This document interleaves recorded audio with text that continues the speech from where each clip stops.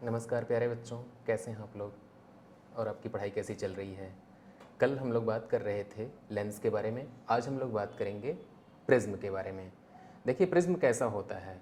Prism किसी भी पारदर्शी पदार्थ का बना हुआ एक ठोस आकृति होती है जिसमें प्रकाश की किरणें आर पार निकल सकें। ठीक है, या ऐसे कह लिया जाए कि प्रिज्म एक सॉलिड ट्रांसपेरेंट मटेरियल होता है। प्रिज्म कांच का भी हो सकता है, ठीक है। और कांच कई प्रकार के होते हैं, आप जानते हैं, क्राउन कांच होता है, फ्लिंट कांच होता है। तो कांच का जो प्रिज्म होता है प्यारे बच्चों, वो कैसा होता है इसके बारे में हम आपसे बातचीत कर लेते हैं। देखिए प्रिज्म जो होता है वो, ये बोर्ड पे देखिए आप लोग,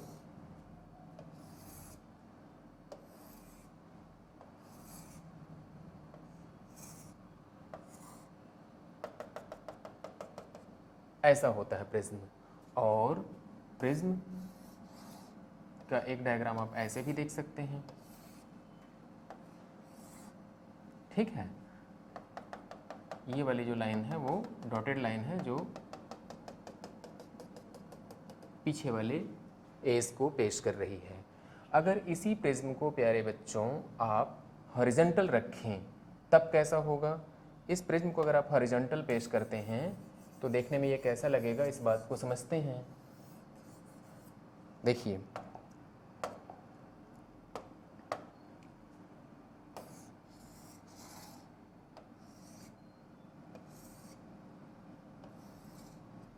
ये ऐसे दिखाई पड़ेगा प्रिज्म आपको, ठीक है। इसमें ये वाली लाइन आपकी क्या होगी, छुपी हुई होगी,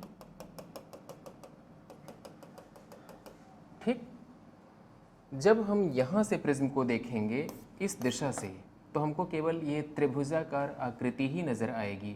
और उसके लिए हमको क्या करना है, एक ऐसा डायग्राम बनाना है जो प्रिज्म के फ्रंट व्यू को ही प्रस्तुत करेगा। ये प्रिज्म का फ्रंट व्यू है प्यारे बच्चों। और अगर ऐसा कोई त्रिकोण या ट्रायंगल बना हुआ होगा तो हम समझेंगे अब इस चैप्टर के लिए कि ये प्रिज्म बना हुआ है। अब प्रिज्म में अपवर्तन की बात कर लेते हैं। तो प्रिज्म क्योंकि कांच का बना हुआ है तो ये क्या होगा, सघन माध्यम। और बाहर वायु है बच्चों तो ये क्या होगा, विरल माध्यम। ये क्या है, विरल माध्यम। अगर प्रकाश की किसी किरण को हम यहाँ पे ले जाते हैं तो प्रकाश की किरण ऐसे चलेगी। अगर ये वायु है तो वायु विरल माध्यम है, विरल माध्यम से सघन माध्यम प्रकाश किरण जाएगी तो क्या होगा, अभिलंब की ओर झुक जाएगी। अभिलंब कैसा होगा, यहाँ पे ये अभिलंब है। अब प्रकाश की किरण का क्या करना है, ये अभिलंब की ओर झुकेगी, झुक गई। इसके बाद दोबारा इसका अपवर्तन होगा, दोबारा अपवर्तन होगा तो यहाँ पे एक अभिलंब आप ड्रॉ कर लीजिए, ठीक है। जब आप यहाँ पे एक अभिलंब ड्रॉ कर लेंगे तो अभिलंब से यह किरण दूर हट जाएगी। तो प्रिज्म से हो करके प्रकाश की किरण कैसे कैसे निकलती है, ध्यान से देखिएगा।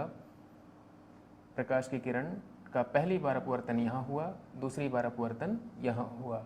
जब पहली बार अपवर्तन हुआ था तो यह प्रकाश की किरण अपने रास्ते से थोड़ा सा विचलित हो गई थी। कितना विचलित हुई है, इतना।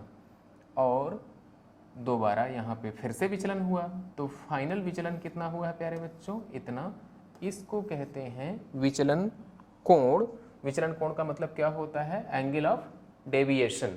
तो एंगल ऑफ डेविएशन क्या होता है, इस बात को आप समझ गए। प्रिज्म से होकर के प्रकाश की किरण जब गुजरती है तो पहली बार यहाँ पे अपवर्तन हुआ, दूसरी बार यहाँ अपवर्तन हुआ, और दोनों अपवर्तन को आप गौर से देखें तो टोटल जो डेविएशन होता है वो डेल्टा के बराबर होता है, ठीक है। ध्यान रखिएगा कि यह जो प्रकाश की किरण है प्यारे बच्चों, वह एक वर्णी है। एक वर्णी अर्थात सिंगल कलर की प्रकाश की किरण है। यदि हम सफ़ेद रंग की प्रकाश की किरण को यहाँ पे प्रिज्म के अंदर से गुजरने का मौका दें तो आप जानते हैं कि जो श्वेत प्रकाश होता है वह 7 रंगों से मिलकर के बना होता है, ठीक है। तो अगर श्वेत प्रकाश की बात हम करते हैं तो ये क्या होगा प्यारे बच्चों, ये 7 रंगों में विभाजित हो जाएगी। कैसे विभाजन होगा इसका, इस बात को एक अलग डायग्राम बना करके आपको समझाने का प्रयास करता हूँ। देखिए मान लिया जाए आपके पास एक ऐसा प्रिज्म है और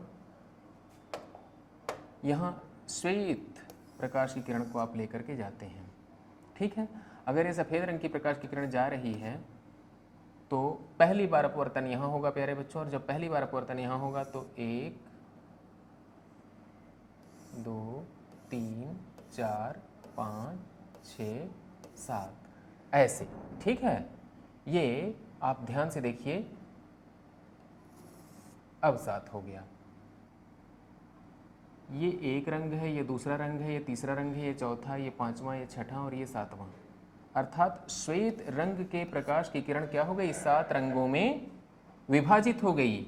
इसके पश्चात यहाँ दोबारा अपवर्तन होगा प्यारे बच्चों, तो ऐसे मुड़ेगी ये प्रकाश किरण, फिर ऐसे मुड़ेगी और ऐसे मुड़ती चली जाएगी। तो ध्यान दीजिएगा, अब प्रकाश की किरण 7 रंगों में दिखाई पड़ेगी। यहाँ अगर कोई पर्दा हो तो उस पर्दे पे आपको ये 7 रंग दिखाई पड़ेंगे। इस घटना को हम लोग कहते हैं प्रकाश का वर्ण विक्षेपण, ठीक है। इस घटना को क्या कहेंगे हम लोग, प्रकाश का वर्ण विक्षेपण, ठीक है। या अंग्रेजी में क्या कहते हैं, डिस्पर्सन ऑफ लाइट। ध्यान से समझिएगा इस बात को प्यारे बच्चों। ये जो 7 रंग आपको दिखाई देते हैं वो कौन से 7 रंग होते हैं, तो सबसे नीचे जो ये रंग दिखाई देता है ये होता है वायलेट या बैंगनी, उसके बाद होता है इंडिगो, उसके बाद होता है ब्लू, उसके बाद होता है ग्रीन, उसके बाद होता है येलो, उसके बाद होता है प्यारे बच्चों ऑरेंज, और उसके बाद होता है रेड, ठीक है। ये 7 रंग इस तरह से होते हैं। इनको मैं यहाँ अलग से लिख दे रहा हूँ, VIBGYOR, ठीक है। ध्यान से देखिए, V का मतलब क्या होता है, वायलेट। I का अर्थ क्या होता है प्यारे बच्चों, इंडिगो। B का मतलब ब्लू। G का मतलब होता है ग्रीन, और Y का मतलब क्या होता है, येलो। O का मतलब क्या होता है, ऑरेंज, और R का मतलब क्या होता है, रेड। आप ध्यान दीजिए कि लाल रंग के प्रकाश का जो विक्षेपण हुआ है वो, या लाल रंग का जो प्रकाश की किरण है प्यारे बच्चों, वो बहुत कम डेविएट हुई है, ठीक है। उसका डेविएशन कम हुआ है। और जो वायलेट या बैंगनी रंग के प्रकाश की किरण है उसका विक्षेपण बहुत ज़्यादा हुआ है, या वो ज़्यादा डेविएट हुई है। आपसे परीक्षा में पूछा क्या जाता है, आपसे परीक्षा में पूछा जाएगा कि श्वेत रंग के प्रकाश की किरण जब किसी कांच के प्रिज्म में से होकर के गुजरती है तो सबसे ज़्यादा डेविएशन किसका होता है, ठीक है। तो सबसे ज़्यादा डेविएशन बैंगनी रंग के प्रकाश की किरण का होता है, और सबसे कम डेविएशन किसका होगा, लाल रंग के प्रकाश की किरण का। एक सवाल अभी आया था आपका हाल ही में उत्तर प्रदेश लोक सेवा आयोग की परीक्षा में, उसमें ये पूछा गया था कि कौन सा रंग बीच में होता है, ठीक है। तो बीच में कौन सा रंग होता है प्यारे बच्चों, ग्रीन कलर होता है जो वो बीच में होता है, ठीक है। तो इस बात को याद रखिएगा और आगे चलते हैं हम लोग।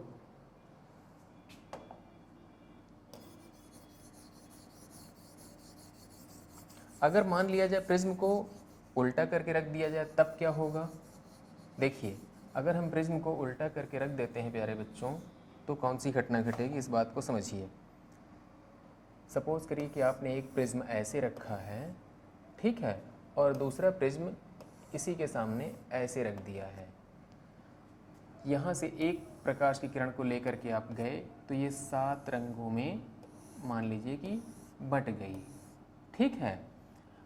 अब दूसरा प्रिज्म आपने उल्टा करके रखा है तो ये क्या होगा, यहाँ से निकलने के पश्चात प्यारे बच्चों यह पुनः एक वर्णी प्रकाश मिलेगा आपको, अर्थात सफ़ेद रंग की प्रकाश की किरण आपको प्राप्त होगी, राइट। इस बात को ध्यान रखिएगा। आगे चलते हैं।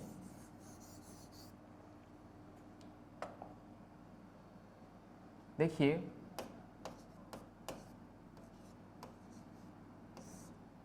प्रिज्म से प्रकाश का अपवर्तन, इसका उदाहरण क्या हो सकता है?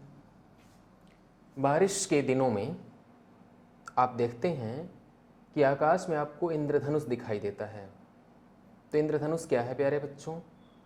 वास्तव में पानी की बूंदें जो आकाश में होती हैं उनसे ये प्रकाश की किरण 7 रंगों में विक्षेपित हो जाती है। तो वहाँ प्रकाश का जो वर्ण विक्षेपण होता है उसकी वजह से आपको आकाश में इंद्रधनुष दिखाई देता है। आपके परीक्षाओं में जो सवाल पूछा जा सकता है, सवाल ध्यान से समझिएगा, कहेगा इंद्रधनुष की जो घटना है उसका कारण क्या है, इंद्रधनुष की घटना का कारण क्या है। तो आपके पास ऑप्शन में 4 ऑप्शन रहेंगे, उसमें अगर ये ऑप्शन है वर्ण विक्षेपण तो आप इसी पे टिक मार दीजिएगा, ठीक है। अंग्रेजी में अगर आप जानना चाहते हैं तो इसको कहते हैं डिस्पर्सन ऑफ लाइट, ठीक है। वर्ण विक्षेपण को क्या कहते हैं? Dispersion of light. तो प्रकाश में वर्ण विक्षेपण की घटना होती है और इसी के चलते हमको आकाश में इंद्रधनुष दिखाई देता है, ठीक है प्यारे बच्चों। अब हम लोग बात कर लेते हैं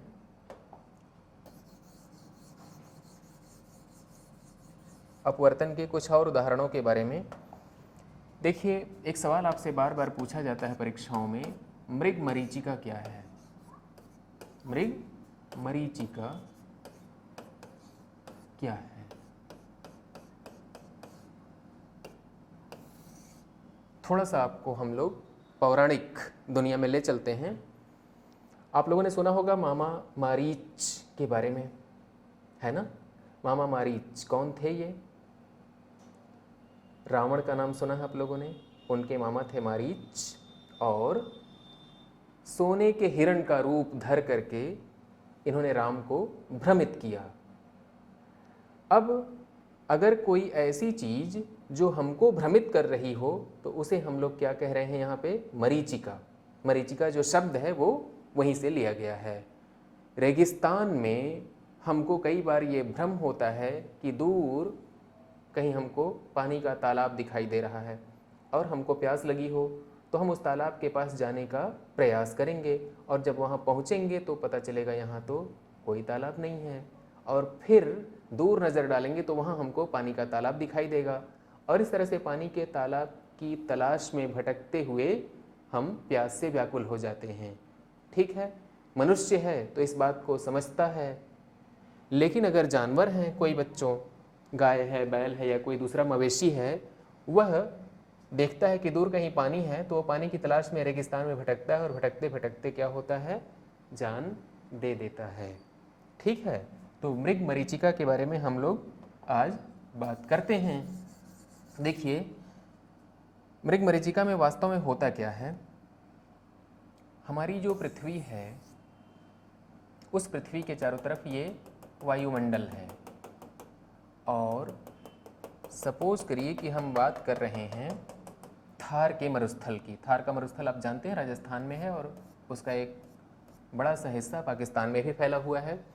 तो जो थार का मरुस्थल है प्यारे बच्चों, वहाँ बहुत गर्मी पड़ती है। उस गर्मी के मौसम में क्या होने वाला है? सूर्य के प्रकाश की किरणें यहाँ आ रही हैं इस बालू के मैदान पे या रेत पे।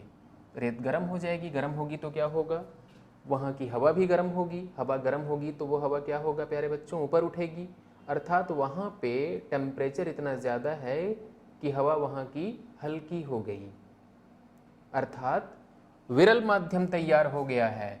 अब जब वहाँ पे विरल माध्यम तैयार हो जाएगा तब क्या करिएगा आप? देखिए ऊपर सघन माध्यम मिलेगा, नीचे आपको विरल माध्यम मिलेगा। आप ऐसे समझिएगा ये अर्थ है, ग्राउंड लेवल है। इस ग्राउंड लेवल पे प्यारे बच्चों अगर मान लीजिए कि यहाँ पे कोई वृक्ष है, यहाँ पे कोई वृक्ष है। अब इस वृक्ष की परछाई अगर हमको नीचे ऐसे दिखने लगे तो हम भ्रमित हो जाएंगे, हमको ये आभास हो जाएगा कि नीचे पानी है। तो ये आभास कैसे होता है? अगर हम यहाँ पे खड़े हैं, ठीक है, और खड़े होकर के हम यहाँ से देख रहे हैं प्यारे बच्चों, ये जो प्रकाश की किरणें आ रही हमारी आँख में वो कैसे आती हैं? ऐसे आती हैं। ये क्या हो रहा है? ये प्रकाश की किरण यहाँ से सीधा आना चाहिए प्यारे बच्चों, लेकिन आती कैसे है? ये माध्यम थोड़ा सघन है, ये माध्यम थोड़ा विरल है, तो सघन से विरल में आते आते क्या होता है? यह अभिलंब से दूर हटेगी, फिर इसके बाद जब यहाँ आएंगे हम लोग तो विरल से सघन में आएंगे तो अभिलंब की ओर झुकेगी किरण, और ये सीधा बढ़ाएंगे इसको तो हमको यहाँ पे ये परछाई दिखेगी। किसकी परछाई? इस पेड़ की परछाई दिखेगी, और हमको ये भ्रम होने लगेगा कि अगर परछाई दिख रही है तो इसका अर्थ है कि वहाँ पानी है, और इसी भ्रम में हम यहाँ तक आते हैं। इस घटना को कहा जाता है प्यारे बच्चों मृग मरीचिका, ठीक है।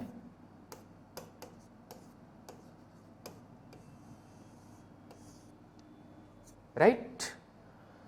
मृग मरीचिका के जैसा ही एक और आपको उदाहरण मैं पेश कर रहा हूँ। वो उदाहरण ये है कि कई बार ऐसा होता है प्यारे बच्चों, समुद्र तल से ऊपर हमको आकाश में कोई शिप उल्टा दिखाई देता है। मान लिया जाए कि ये सी लेवल है और यहाँ पे ये कोई नौका है या कोई जहाज़ है सपोज करिए, ठीक है। अगर ये जहाज़ है प्यारे बच्चों, या नौका है, आप यहाँ से देख रहे हैं समुद्र तल के किनारे कोई पहाड़ी है, वहाँ पे आप खड़े होकर देख रहे हैं। तो जब आप देखेंगे इसको तो क्या होगा? ये आपको आसमान में उल्टा लटका हुआ दिखाई देगा।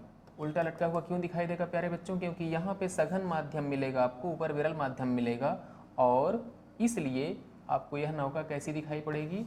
ये उल्टा दिखाई पड़ेगी, और आपको भ्रम होगा कि आकाश में नाव उल्टी उड़ रही है, ठीक है। तो इसके पीछे जो कारण है प्यारे बच्चों, वो कौन सा कारण है?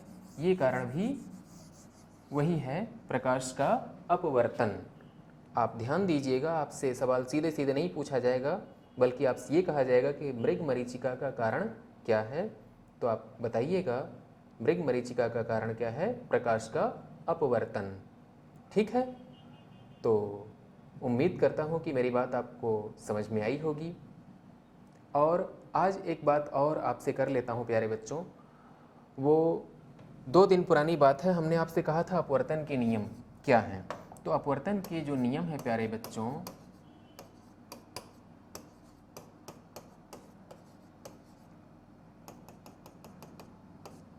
उसको आपको रिवाइज करा दे रहा हूँ। अपवर्तन के 2 नियम होते हैं। पहला नियम क्या होता है? आपतित किरण। दूसरा अपवर्तित किरण और आपतन बिंदु पर अभिलंब।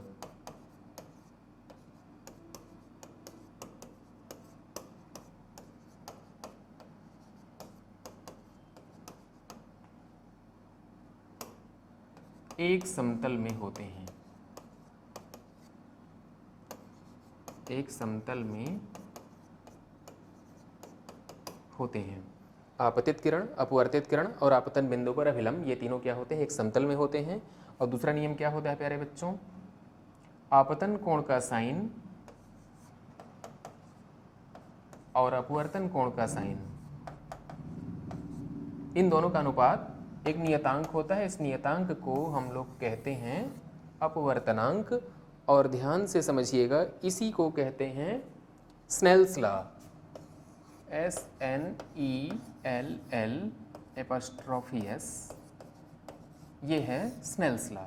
तो इसी को स्नेल का नियम कहते हैं। आपसे कभी पूछा जाए स्नेल का नियम क्या है या स्नेल संबंधित हैं, उसके बाद 4 उत्तर दिए रहेंगे। आप अपवर्तन से संबंधित है, परावर्तन से, प्रकीर्णन से, वर्ण विक्षेपण से। तो आप क्या कहिएगा? स्नेल साहब ने जो नियम पेश किया है वो क्या है? प्रकाश के अपवर्तन से रिलेटेड है। तो इस बात को आपको याद रखना है। ठीक है प्यारे बच्चों, और कल जब हमारी आपसे मुलाकात होगी तो इस पे हम कुछ न्यूमेरिकल प्रॉब्लम लेकर के आएंगे, अपवर्तन से संबंधित, परावर्तन से संबंधित, उनको हम लोग हल करेंगे। ठीक है, उम्मीद करता हूँ कि आपको यह लेक्चर पसंद आया होगा। आपसे एक निवेदन है, और वो निवेदन ये है कि हमारे चैनल को ज़्यादा से ज़्यादा शेयर कीजिए, लाइक कीजिए, और अगर अभी तक आपने सब्सक्राइब नहीं किया है तो प्लीज़ सब्सक्राइब कर लीजिए। ठीक है, शुक्रिया बहुत बहुत।